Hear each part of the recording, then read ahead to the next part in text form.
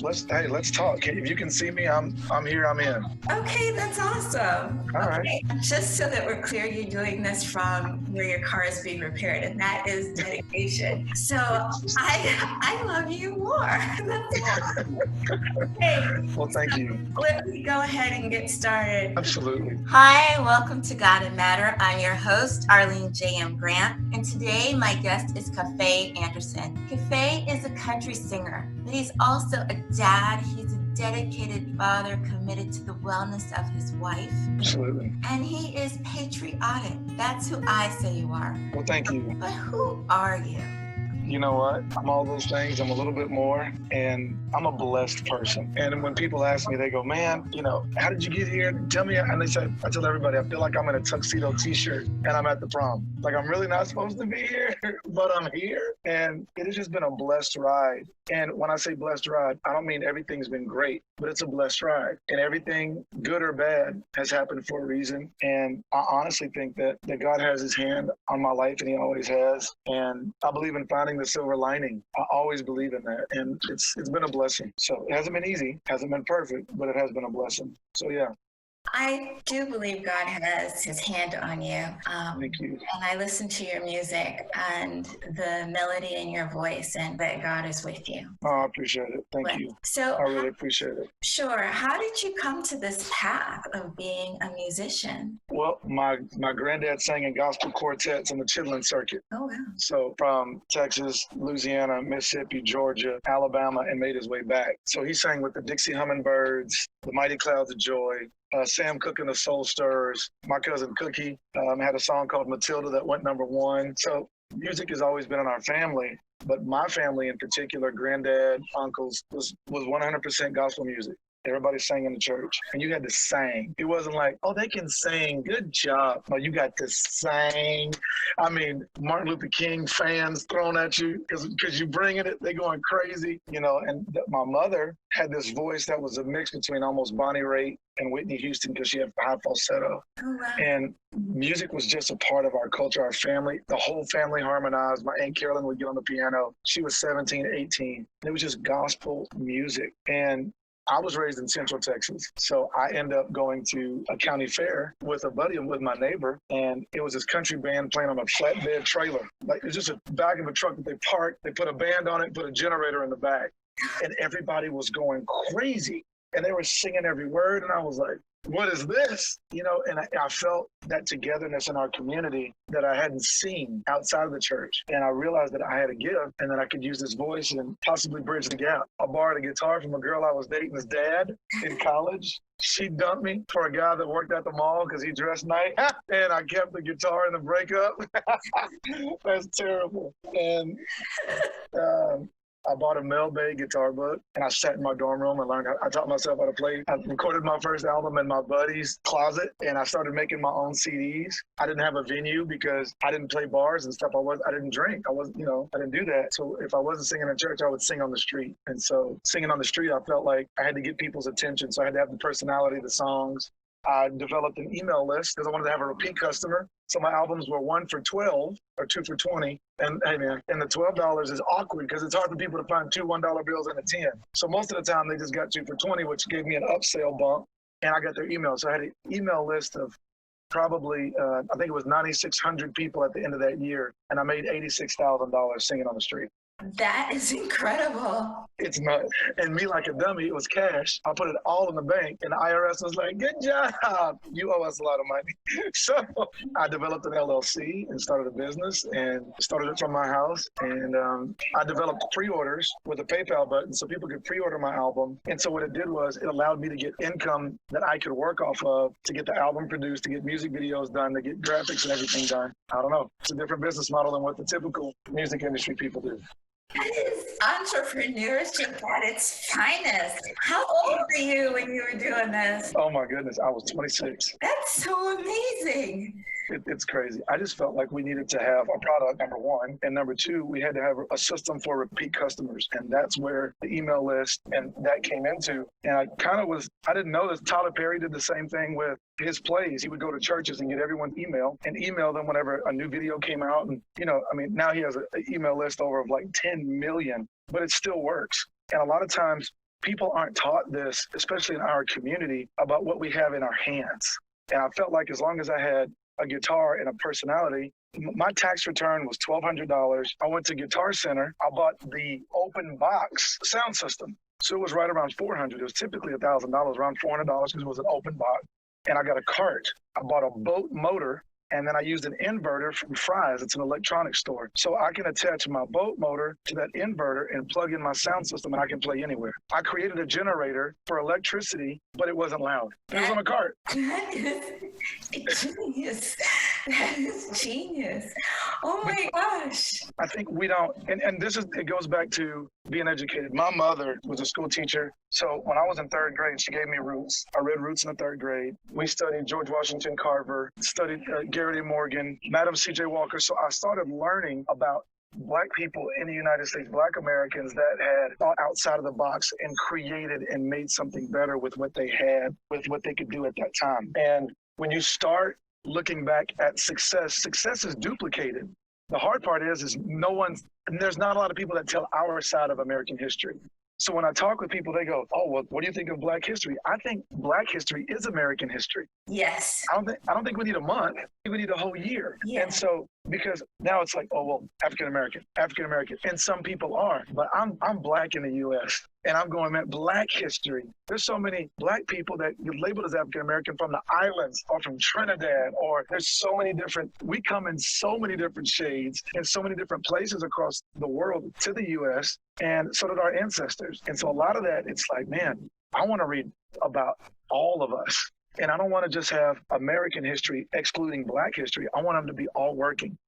In this whole situation of people saying, well, I want to learn more about Black history, or I've adopted a Black son. How do I educate him? We're a white family. We adopted him. How do we and I was like, teach him American history, but include these people. Boom, boom, boom, boom, boom. If you start separating them, then he'll start separating. He'll see that there's a difference. No, we're all American history. Michael Jordan's American history. Aretha Franklin is American history. James Brown created a record label when it was not even cool and fought so many powers that be. Ray Charles, oh my goodness. Quincy Jones, have you seen the documentary?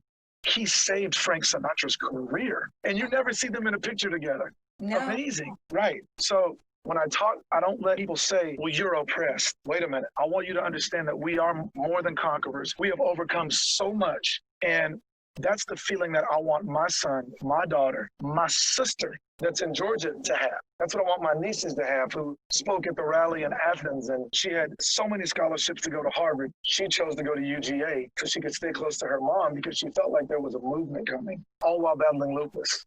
Oh, wow. See, we have an opportunity now, because when I talked to my mother, there were people picketing against her going to college when she went to Lamar Tech in Beaumont, Texas. Literally, why are we integrating? And I don't have someone picketing outside of my concerts. Why do we have a Black singer? Why do we have this? So I don't feel that the things that were in front of her, the hurdles she had to jump, are as high for me.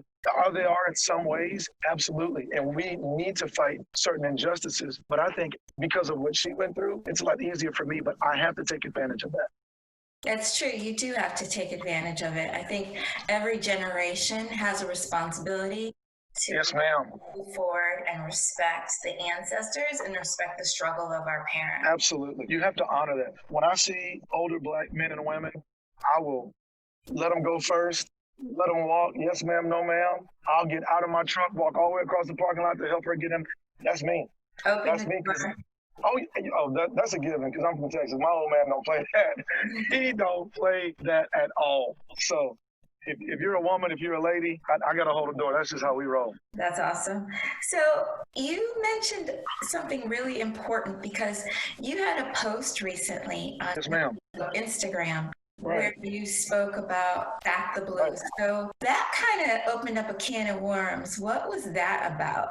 You know, when we look at the climate of where we are, there is a hyper sensitivity right now because of the horrors of what we watched in the murder of George Floyd, the literal execution of George Floyd. And this was in a time where we've seen Black people killed, and it was like, well, what was he doing? Well, this person ran through a stop sign. Well, this person was fighting a cop. This person was selling this. This person had robbed this. It's always been, there was no excuse for this. So the level of, okay, we've heard every excuse, this ain't right. it exploded. And when I listen to people talk about defunding the police, and I hear my brother say, oh man, this is police versus black. No. In my opinion, this is good versus evil. And I told him, I said, if you believe that there aren't black policemen, you're crazy. Because I have friends of mine that are black policemen that literally have kissed their children before they go to work because they may not come home every day. When you think of 400,000 police officers that go to work every day, nobody pats them on their back for doing a good job. And you never know what you're walking into. So I think because of the hypersensitivity and because of the police that we've seen fight protesters, not all of them are protesters, and not all protests are created equal. I know protest organizers that literally want to create chaos. And I know protest organizers that came for education and came for peace. And they want people that came to the protest to go home safely. My little sister, Kendra Byrd, is one of the 15 organizers for the protests that have been in LA in the last 3 days. And they have been peaceful. They have been working with the police. They have been powerful. And I'm so proud of her. She came to my house last night. We talked about the post. And I said, I want you to understand. She's like, my uncle, my dad, they're officers. My dad's in the Army. She goes, the hard part is, I said, can we say, and maybe I need to start saying, I back the good blue. And she said, yes, because she goes, Coffey, they've been so kind. They've given us water. She goes, they'll block off intersections and stop traffic for us to walk through. She goes, we have felt so protected and so heard. And I go, that's why I say we the people, because our law enforcement has not been to find, it wasn't created to find bad guys. It was created so that we have a line of defense between a tyrannical government and its people to protect our Constitution. That's why it was created. The hard part is right now, the police have been used as foot soldiers, as violence against people that protest. That's hard. So there has to be reform, not only in our education system and where funds are allocated. And I don't think defunding the police is where it is. Let me give you an example. If the Los Angeles Lakers stopped paying LeBron James his amount, he would go somewhere else. And the team would stink. If they said, all right, LeBron, instead of 30 million, we're going to give you 30 grand. Guess what? Players on the Lakers would turn into YMCA players. All of a sudden, you start getting a lower quality of people when that money leaves. So then you start getting people that get paid off by people by bad people, the Mexican cartel, the police that are in Mexico where they take the highest bidder. And it's not about protecting its citizens. So the best thing I can do is change that hashtag from back the blue to back the good blue. Backing the good blue is important. I can agree with that. And I do believe that we have a problem that there are a lot of evil people who have infiltrated the police force. Right. I don't think every police officer is bad. Oh. I've had a gun pointed at me before. Wow. And I've also been threatened by the police to be shot in the back of the head before. 2 examples I'll give you. And I'm a lawyer as well as an artist and host of this podcast. But in DC, I was in the rightmost lane and there was a police officer in the left lane. I stopped at the light, I signaled to turn, and I made my turn from the right lane. I proceeded to go. All of a sudden, there were these lights behind me. Right. And I was like, wait a minute, what? So I pull over and I'm, hi, it's a female officer. I'm like, hey, how are you? What's up? And she comes, she's angry and, her face like, her. And I'm kind of really shocked because I wasn't expecting it, You're like, I made a right turn. What are we doing? And so she's like, you cut me off. And I was like, I cut you off? And she's coming down the right side end of the road, which is like where the sidewalk is, because she's walking, she's exited her car. And so I look at the passenger window at her and I start to explain to her, I'm like, but I was in the rightmost lane. How could I have cut you off if you were in the left lane and I made a right turn from the stoplight? Right. Give me your registration. Give me your license. And I had my purse in my trunk, not thinking to say, officer, may I go to my trunk? I opened my driver's door. The gun is all of a sudden out at me. And I'm like, Yeah. whoa, wait a minute. Right. She's on the passenger side, so it wasn't even that I had gone to the passenger side, reaching over. I was actually, and I was like, my purse is in the trunk. And she's like yelling at me. And I said, look, and at this time, this is why George Washington University. Okay. Yeah. Look at you. At this time, people start to assemble on the sidewalk because there's this crazy officer with her gun pointed at this Black woman in a car. And I'm like, I'm an officer of the court. And I can tell you that you're wrong. You were in the left lane. I was in the right lane. People are watching you. And she all of a sudden falls out of this translate rage. Oh, yeah. And she says, this is the funniest, saddest part, Coffey, is she says, I didn't say you did anything wrong. Listen, I think I dated. You're free to go, ma'am. Be safe. I think I dated that chick. Sorry? I know that's a tip. I think I dated that chick. I've seen some bipolar. Listen, I bet you I know her name. But it's okay, so let me say this. I talked to the sheriff of Tarrant County, and he said, Coffey, he said, a lot of times the sheriff or the chief gets comfortable because they know the officer. He goes, and they don't pay attention to the details of that person's personality. And there's a chain of command that goes along with. I'm like, how these people slip through the cracks? He goes, a lot of them are friends with these guys. He goes, and the best thing you can do as a friend is make sure that your employee is operating 100% with a sound mind of wisdom. And he goes, I've had to tell guys to get on leave because they're just stressed and things are going on at home and they want to take it out on people at their job. He goes, that has to be a check. And when you think of 6 months of work, 600 questionnaire on personality, 800 pages of things that they have to memorize and go through, it's hard to become a police officer. It's not easy. And so after a while, people's minds start to break down. That's why there has to be checks and balances on everything. I tell people all the time, I'm like, the two jobs that can mess up and still keep their job is the weatherman and a baseball player. They can stink and still get paid every time. And now we're realizing that incompetency and laziness has also got into our law enforcement. It's got into politics. And there has to be checks and balances for people like that to say, that woman has bipolar situation. If she's willing to pull out a gun and then go, I never said that, you're free to go. What if nobody would have walked up? Yeah. She would have shot you in the park. Yeah. Yeah, but it was weird because she didn't even want my ID or anything after that. Yeah, she don't want that. She realized that she was being watched, and she let me go. And I was like, okay, this is weird. My nerves were shot. I actually absolutely. A gas station. Oh my gosh. There and sideswiped the column going into the gas station. Yeah, you're disoriented. You're done. That's because I don't own a gun. I'm not a violent person, and I was like, a gun was just pointed at me. Yeah. Let me say this. You can own a gun and not be violent. True. I want you. Now, DC is different. DC and Texas is very different. When I grew up with guns, for hunting, for feeding. My mother, she passed away of cancer fairly quickly. And so it was 17 days before my 11th birthday. So our income was cut in half very fast.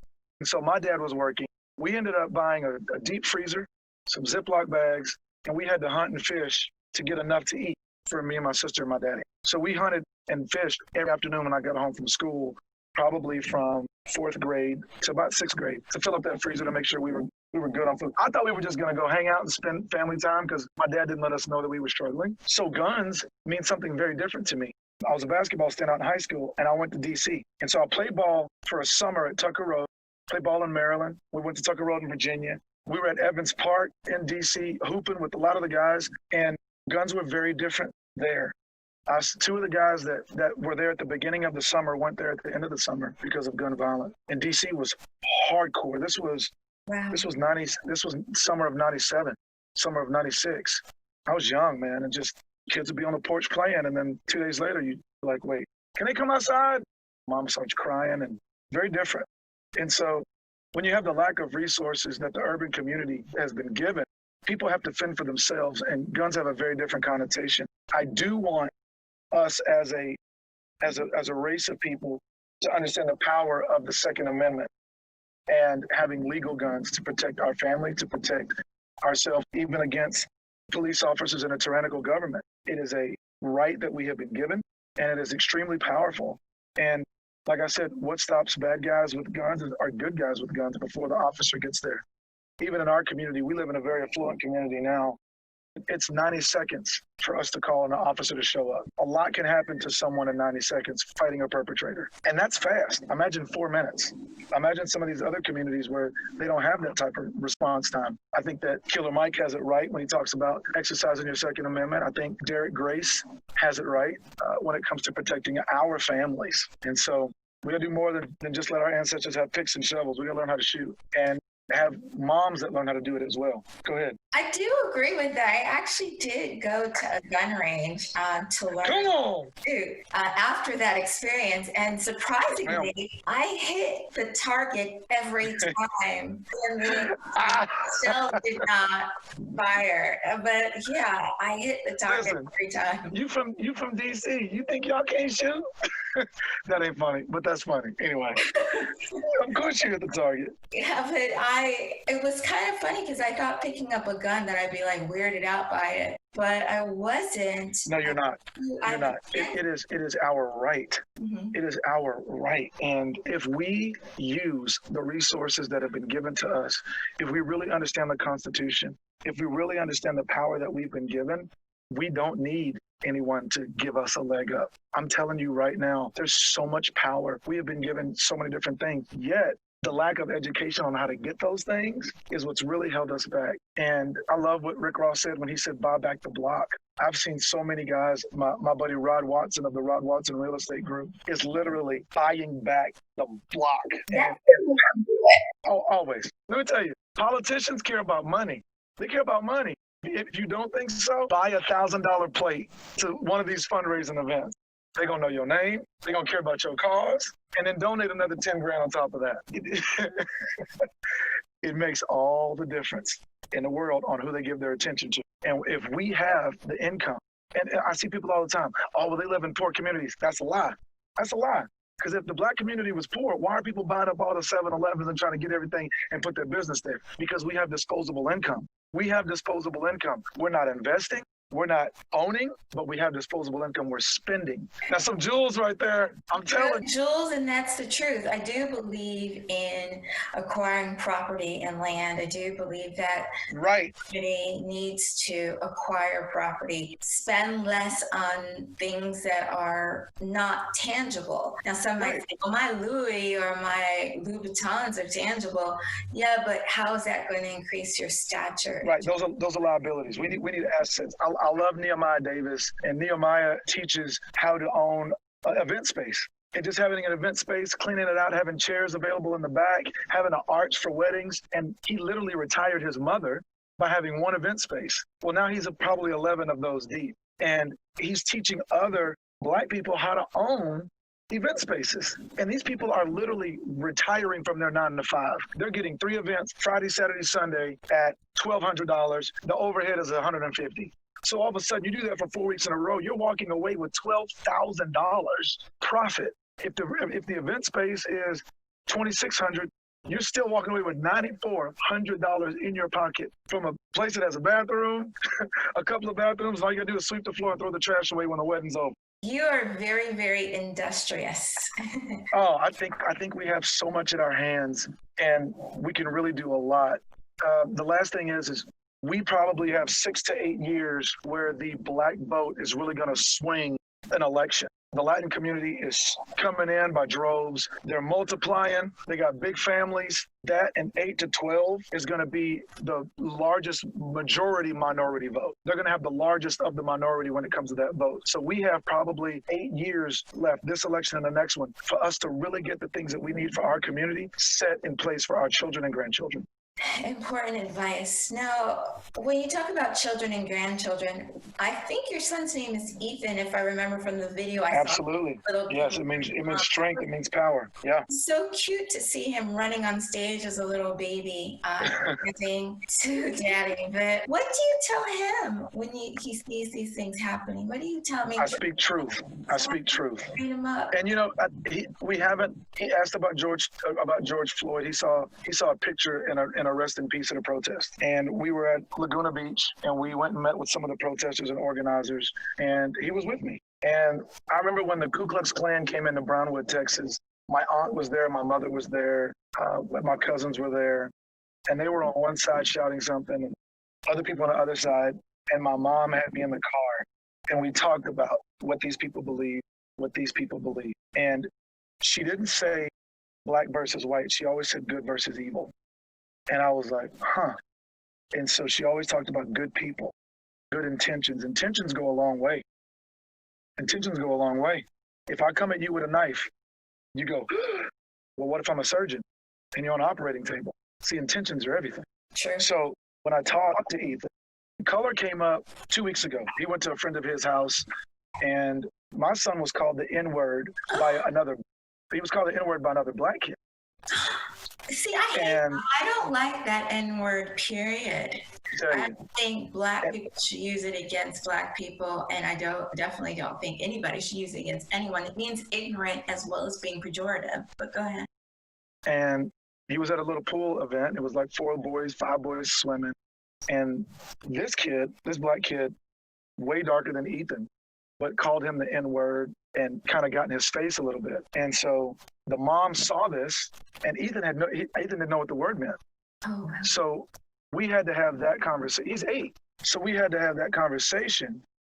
And he was like, well, what about your mom? Did people say that to her? And I said, I don't know. I don't remember that. I said, but let me tell you, I want you to understand, good kids, bad kids. And we had that conversation. So there are certain conversations I'm going to have with him later. But at 8 years old, I'm teaching him good versus evil right now. Oh, yeah. I think my truck might be ready. Oh, okay. I think it's hard to have those conversations with children. Yeah. Introducing them to it is a good thing to do it safely and as you feel comfortable. Yeah. It is good versus evil. Yeah, and when it comes to teaching him American history, I'm going to teach him, but it has to come in stages. Right now, we're protecting innocence. That's why it's really hard for me. My daughter is 17, and she was crying last night because she looks at the George Floyd thing, and she's 17. It's horrific. So she has really been traumatized in the last week at what she saw on her phone. And she broke down last night. And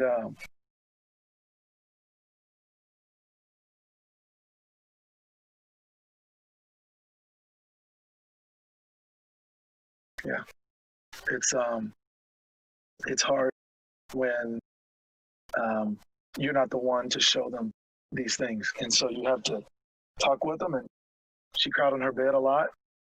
And we hugged her and loved on her and talked with her about, she said, well, police are bad. I said, no, there are bad police.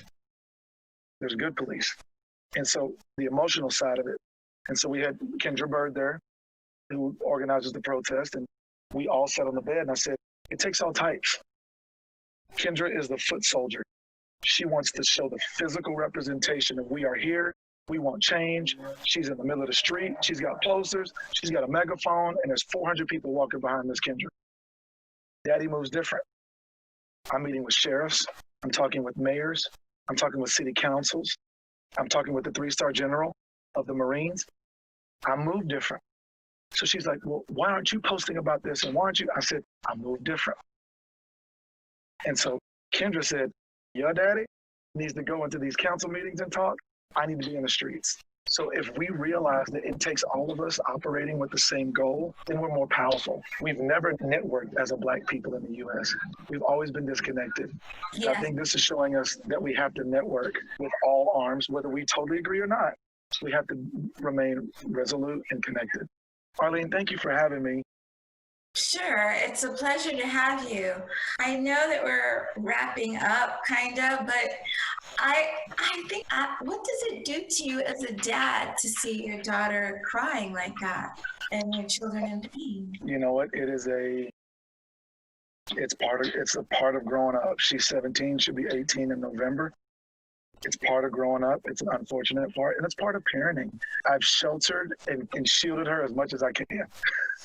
And now it's a new world. So if I could say anything, if you do get your kids a phone, make sure that you understand the parental guards, the parental controls. But it's also, she will be 18, and the world is not going to take it easy on her.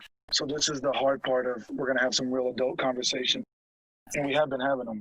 That's true. Now, I ask everybody this, how does your faith or love shape who you are? You know, I've seen a lot of religions. I've seen a lot of denominations, okay? Because I led worship for 11 years. I sang in church for 11 years, full-time, traveled and spoke and shared my testimony. I love Jesus. I love the teachings. I love his example that was set. And I tell everybody, thank God for Jesus. Thank the Lord for that example. And whether you are a Christian or you practice Ifa, or if you, whatever you are, you can't knock the teachings and the power that he lived by. And so my faith really got away from denominations, and because our folks were Pentecostal. So it was long dresses, no makeup. For a while, nobody put on deodorant. The church smelled like a barbecue from Tuesday, and it was Sunday that had been left in the car, and milk was in it. And milk was in it. It was strange for a while. I was like, I don't want nobody lifting their hands to worship. Y'all killing flies. So, you know, the denominations, then it turned into how holy you are and this and that. And I got away from all of that, because if we were wholly alone in ourselves, we wouldn't need a savior. If I could do it on my own, I wouldn't need him, but thank God for Jesus. So when I have my faith, I'm going, man, I want to be the closest like him I can be. The closest like him I can be. So that's where my faith comes in. And I'm the eternal optimist. I love people. I have been in the music industry, so I am a hardcore businessman, but I love the Lord. And I think if we share that example, and I've had a lot of people that are really upset with where we are as a country, take a lot of their pain out on me in comments or word, and I listen. I listen because I don't feel like it's directed at me. I feel like there's frustration. I feel like people feel like they aren't heard, and that's tough. That's tough. It is tough. Now, walking away from this interview, someone listening, what advice would you like to give? Is there anything I haven't asked that you would like to share with someone? I believe that you have to educate yourself right now. That's what Blackout Tuesday was for me. I think that watching the documentary on Netflix of 13th by Ava DuVernay. Powerful. Oh, and it wasn't rhetoric. It wasn't a Michael Moore documentary. Like, this was truth. This was documented and why things are the way they are right now. And I think I've had a lot of my white friends that go, I don't understand. Help me. I've never been black. Help me. So number two is I tell them, watch 13. Number two, I want you to ask me questions, and I want to remind black people to have a little bit of grace when it comes to people learning about racism in our country, because they just don't know. They just don't know. My wife didn't know. And then I was like, no, they don't want to do, no. And so now she sees it a little bit more through my eyes. And she's like, oh, okay, babe, I'm so sorry. I'm like, no, it's all right. It's all right. That's how they operate. I'm going to look for the good. And that's always been good for me. But when she and I had the race conversation, when the George Floyd murder happened, it was hard. She was like, okay, so if you don't want segregation, why are there black colleges? And I'm like, because blacks weren't allowed to go to college with other people. Do you realize that being able to read was illegal? You would get a limb cut off if you were educated enough to read at a certain time. She was like, really? They don't know. So when it comes to other races figuring out black history, let's have a little bit more grace. I didn't know black history. I grew up in Texas. They taught me about they taught me about George Washington, and then they taught me Texas history. So that was Daniel Boone, Sam Houston, and George Strait. That was, and Emmitt Smith. He played running. That was it.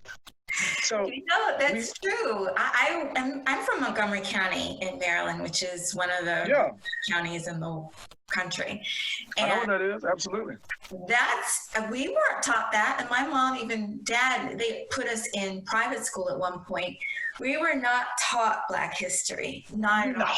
I went to HBC. I went to Howard University. Okay. Come on now. I love it. Grad, and because my dad was like, that's where you're going. My dad went there too.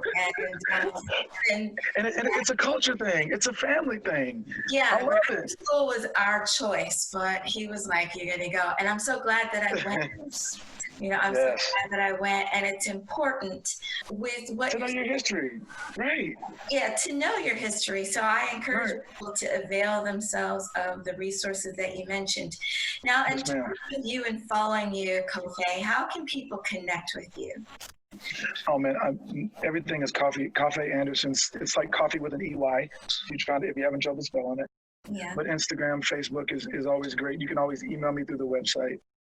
And if they want to hear the music, I'm on iTunes, Spotify, Apple Music, Google Play, Zune, Napster, iHeartRadio. It's everywhere. And it's okay for us to have hard conversations. That doesn't bother me. I think that came from 11 years of doing ministry when I've had people tell the truth or speak their truth. But I think the connection is that we can't be afraid to walk into the chaos and bring peace. We can't be afraid to walk into people that are spitting facts and speak truth. So there's a difference between fact and truth. And I want us to speak truth because truth makes freedom. So, yeah.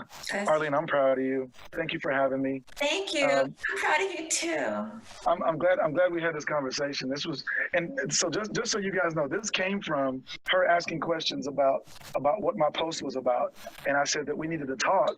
And she was like, I'm open to that. Bless you. And I was like, bless you. And someone even said, that is the classiest disagreement conversations I've ever heard. Oh, really? Yeah, somebody put that on there. I was like, that is the classiest way to ever see two people disagree on social media. But like-minded people find each other. And so we want to find a goal. We want to find solutions. So thank you, Arlene, for being a solutionary. We got to find solutions. Thank you, too. God bless you and your family. God bless you, too. And absolutely. I hope to talk to you again, and you'll see me on social media. You know what? Let's do it again in 60 days. Let's see where we are in 2 months and kind of see what's going on. Let's keep an update. Deal? Okay. Deal. All right. God bless. All right. You're not a Redskins fan, are you? No. Oh, good. Okay, we can talk. Are you a Cowboy fan? Yes. What you talking about? But you're not in Texas anymore. I'm always everywhere I stand is Texas, even if I'm in California. Okay. All right. Very good. You're a blessing. Take care. You too. Be well. Bye. He is amazing. I knew of him as a country star, but now I know him like a human being. And maybe that's what we all need, and that comes through conversation. That's what this episode was about. I was surprised by a lot of the things that I learned about him. He didn't really know me other than somebody who checked in once before to say who we really are. And that is how we as a society evolve and improve, by checking in with each other, by having conversation, by taking action, by being authentic. Coffey continued with his commitment to have this interview take place, this discussion take place, while at a dealership for a car. So you may have heard some outside noises and wonder what the heck's going on. It was people wanting to connect. I loved the discussion. I loved that he enjoyed it enough to want to come back. In 60 days, as you heard, we've made a deal to go ahead and talk some more. I really think it's important for this country to have honest discussion, to have truth as they did in South Africa, but also reconciliation, something that didn't have it as much in South Africa, for a better U.S., for a better world, for a better society. Next time on God and Matter, my guest is Violeta Deala. She is the president and founder of Fem City. She is a visionary. Most of the people you're finding here have vision, and maybe everyone has vision, and it's just about embracing it. Violeta has a very interesting story. I'm a member of Fem City, and that's how I came to know her. God and Matter is produced by ArlieSpeaks Media, LLC. For those who want to learn more about God and Matter, please visit our website, godandmatter.com. There you can learn more about the show and also me, your host, Arlene J.M. Grant. God and Matter is available on YouTube and distributed through castbox.fm. Thank you so much for listening. Until next time, be well and think about subscribing and sharing this episode with a friend. Thank you.